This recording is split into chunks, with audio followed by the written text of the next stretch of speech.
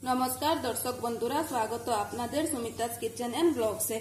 आज के आमी बानाबो आलूर पाता दिए पकोड़ार रेसिपि, जेटा खेते खूबी टेस्टी है, खूबी दारुण है। तार जन्य एखाने आमी आलूर पाता आमी निजेर बागाने লাগিয়েছিলাম, সেখান থেকে আমি কিছুটা আলুর পাতা নিয়ে এসেছি। এখন আমি এটা দিয়ে আলুর পকোড়া বানাবো। তার জন্য এখানে আমি কিছুটা আলুর পাতা নিয়ে নিয়েছি, আর এখানে আমি আলু নিয়ে নিয়েছি।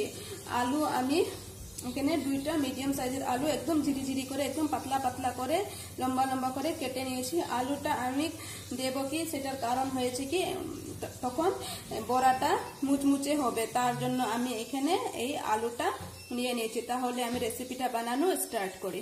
আলুর পাতাটাকে আমি একদম ছোট ছোট করে কেটে নিয়েছি। এখন আলুগুলোকে এখানে আমি মিশিয়ে দেব।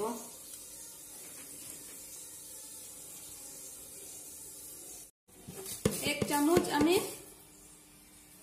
নুন দিয়ে দেব, আর এক চামচ আমি হলুদ গুঁড়ো দিয়ে দেব। বেশি কিছু আমি মশলা দেব না, এভাবেই একদম সিম্পল ভাবে বানাই। কিছুটা বেসন মিশিয়ে নেব। বেসন আমি দেখব যদি লাগে একটু একটু করে আবার দেব। এখন আমি মেখে নেব। ভালো মতন মেখে নেব। মেখে একটু 5 মিনিটের মতন রেখে দেব, যেন কি ভালো মতন মিশ্রণটা মিশে যাব, একটু নরম হয়ে যাবে। তার কারণে আমি একটু 5 মিনিটের মতন ঢেকে রেখে দেব। আমি এখন জল দিচ্ছি না, আলুর পাতার মধ্যে জল আছে, তার দিয়ে আমি মেখে নিচ্ছি। একদম ভালো মতন মেখে নিতে হবে।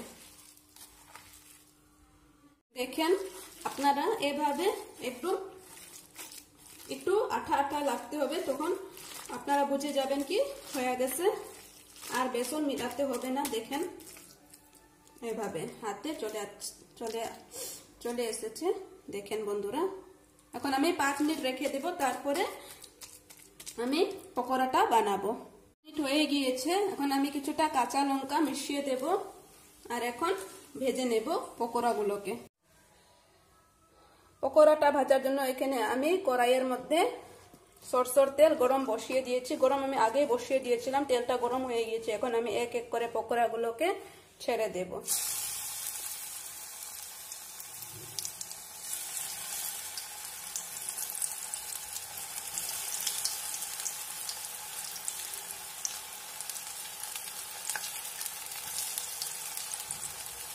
গ্যাসের ফ্লেমটাকে একদম আমি লোতে রাখবো, না তো ভিতরে কাঁচা থাকতে পারে। তার জন্য পকোড়াগুলোকে আমি ভালো মতন ভেজে নেব। একদম গ্যাসের ফ্লেমটাকে একটু স্লো করে আমি ভেজে নেব, না তো ভিতরে আবার কাঁচা থাকতে পারে। তার জন্য একটু আমি ফ্লেমটাকে স্লো করে আস্তে আস্তে করে পকোড়াগুলোকে ভেজে নেব। পকোড়াগুলোকে আমি একদম লাল করে ভেজে নিয়েছি। এখন আমি তুলে নিচ্ছি। পকোড়াগুলোকে আমি তুলে নিয়েছি। এখন আপনাদেরকে আমি একটা ভেঙে দেখাচ্ছি কেমন মুচমুচে হয়েছে। দেখেন বন্ধুরা, এভাবে আপনারাও একবার অবশ্যই ট্রাই করে দেখবেন। আমার রেসিপিটা দেখার জন্য আপনাদের সবাইকে থ্যাংক ইউ।